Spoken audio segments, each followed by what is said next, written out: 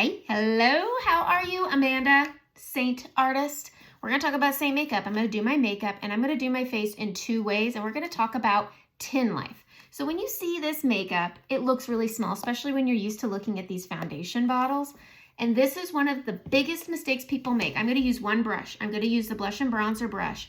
I like this as a starter brush because it comes in a bundle with bronzer, and a lot of people, especially during the winter months, want to have that warmth in their skin. So I say get the basic 4 colors and then get the bronzer collection because it saves you $11. You're essentially getting bronzer for $4 or $5. It's great. So let's do our makeup and let's get started. I'm going to use Urban Decay De-Slick to prep my face. Now I have oily skin, and with oily skin, you border on that line of dewy versus greasy. I take a setting powder and I prep my face with it. This helps absorb any oils that are oozing from my skin because I'm oily. And I like to start that way. I also like to start with a nice oil control setting spray. But when you're doing your makeup and you're trying Seint out, you have 30 days. Give it the 30 days. Don't try this makeup 2 times and decide it's not for you. You're not giving it the effort it deserves. This is makeup, not magic. And this is different. This isn't a liquid. This is a cream, a highly pigmented cream at that. It's 80% pigmentation. Your foundation in a bottle is 18% pigmentation. So you're gonna need less than what you're typically used to using. One of the biggest mistakes people make is they take their brush and they probably wipe it in, and then the bristles clump together, and that means you have too much product. And if your hair is sticking to your face, you have too much product. The biggest mistake people make is they take their cream base, I have an eyelash and hair stuck together. Okay, they take their main highlight and they put it all over their face. They turn their face one color because when you're using a traditional makeup, it's what you do. You take your foundation and you even out the entire skin tone, your under eyes, your cheeks, your nose. You do everything with your foundation. There's nothing wrong with that, and a lot of people do like applying their Seint makeup this way. This is a good full coverage method if you like full coverage, but this is going to shorten the shelf life of your, I can see, there we go. This is going to shorten the shelf life, not shelf life, but the longevity. That's better. The longevity of your tin is going to be based off of how much makeup you put on your face and how frequently you do it. If you're somebody who doesn't wear makeup every day, your tins are going to last longer, obviously, because you're not using the product. I have some people who have their palettes from 2 years ago, and it's because they don't use it every day. Nothing wrong with that, but how can I tell you how long your makeup is gonna last if I really don't know your frequency or your coverage that you like? So if you do your makeup every single day in a medium to full coverage, I would say your tints could last you average 3 to 6 months. If you do your whole face one color, it's going to shorten how long you're gonna have your makeup because you're using more than you need to. What I do, I'm gonna show you on this side, is I take my main highlight and I even out the lower portion of my face because everything in here is foundational coverage. Both ways are right. There's nothing wrong with this way of doing your makeup, but it can really flatten your face and then you're just restructuring it when you could just be using all of this. So I'm gonna show the same outcome. One's just going to be a lot more coverage and it may create texture. I have a hormonal breakout that's really bugging me right there. The next thing I'm going to do is I'm going to go into my contour and I'm going to contour like normal. I like applying with my finger.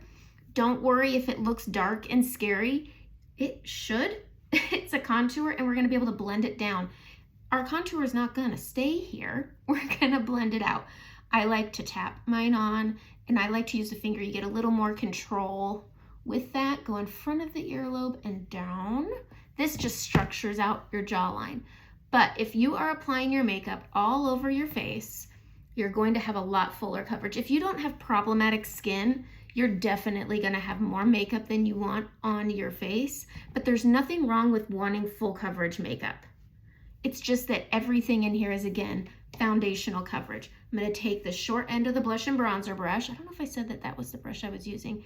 And I'm just blending this out. And this is why you never need to worry if you've over applied. It blends down like a dream. And it creates this really pretty shadow and foundational coverage. So you're getting coverage and you're getting structure. But you see how well this all just blends together? I underblend my contour on my cheek because I'm going to be adding bronzers and blushes, and so it's going to blend it down more. So I like to underblend it. But as you can see, it's a bit of a difference of a look. It's whatever you want. It's your face. Do what you want with it. I had a feeling that might happen. I'm taking my brightener and I'm going to pop it right here in the middle. We're going to put this down the bridge of my nose and straighten everything out. Hi, Ava. What do you need? Can I have more cheese? Yeah. Shut the door for me. Love you, Mommy. Love you too. She's a butterfly today. So I like to hit right here on my Cupid's bow because it accentuates it. It's pretty. And all brightening is it's a concealer, but it's also recreating the look of reflected light. I like putting this under my eye because right here, this gives me lift, makes me look younger, and this makes me look like my kids didn't sleep in our bed last night and kicked me in the back for a good 6 hours. It was not my idea. I'm gonna take this short end. This is really just the magic blender right here to finish everything off. I'm gonna tap this and I'm gonna bring this up and out towards that contour. And again, this is foundational coverage. And then I'm gonna tap down the bridge of my nose. I can use my finger if I want. I actually kind of wanna add a little more contour because that's just how I roll. Tap it out. But you see how it works with your skin and it just blends like a dream. I don't feel like there's a better way of saying it other than it really does blend like a dream. If you have dry skin and you don't feel like it's being a dream, take some setting spray. If you have dry skin, I would get Seint setting spray, spray your brush or spray your face or both, really just depends on what you want to do, and then blend it. Makes it so much easier, and then that dream blending is back. All right. I like adding a touch of bronzer. I like to warm up my face, especially right now where we're still getting snow and it's March and I haven't seen anything like this in the 40 plus years I've been living in this area. All right, we're gonna go right here and I'm just, again, tapping it out. I like the warmth of my skin to grab the product. It just helps things just meld together. But do you see how both sides are essentially turning out the same? But this side has significantly less. I'm gonna use this fluffy end, and this is where I'm just marrying everything together. Really, really nice. You wanna let this sit on your skin for a little bit before you decide whether you like it or not. You're gonna have an adjustment period. Makeup is skincare. And so with skincare, it means your skin's going to be like, what are you doing? And it's gonna act a little different for a little bit. Give it time. Again, you have 30 days with this makeup. Give it the 30 days. You're not doing it the service it needs by just trying it 2 or 3 times and saying, this isn't for me. It's one of the things that I have a hard time with when somebody says, I'm sending it back. I tried it twice and it just doesn't work with my skin. Well, nothing works with your skin for 2 days, especially something new. That's my opinion. I usually am like, let's troubleshoot this. And then they troubleshoot it and then they're like, okay, I see it. All right, I'm gonna go into Frenchie. This is a really good neutral, natural blush color. I like it because I do have, again, problematic skin. I have acne scarring and I don't like it to pull through. So if I'm just wanting to do a light coverage or I'm just wanting a more natural look, Frenchie is my go-to. It's peachy, it's pretty, it's good. If you want one a little, but not much more punchier, Madrid is a great secondary option. It's more of a pinky version of Frenchie. All right, let's set this. I like to use my vanilla dust, shake it off, and I start out here and then I work my way in. I don't address my blemishes until my makeup is all the way on so I don't over apply and make it textury and textury.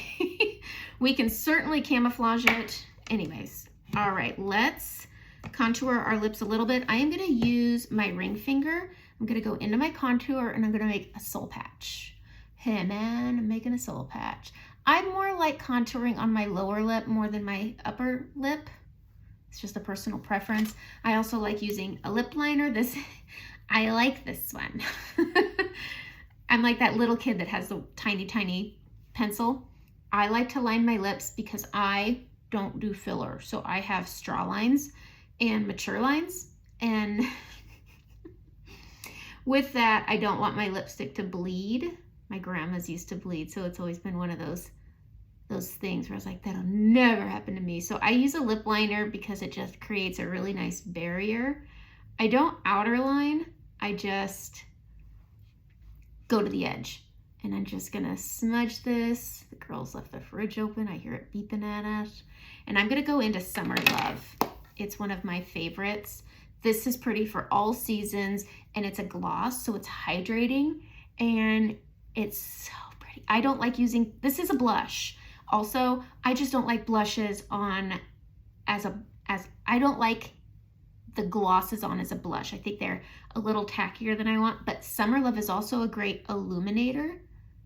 So if you'd like to have that little dewy glow, but you don't want the shimmer, Summer Love is a really, really pretty pinky option.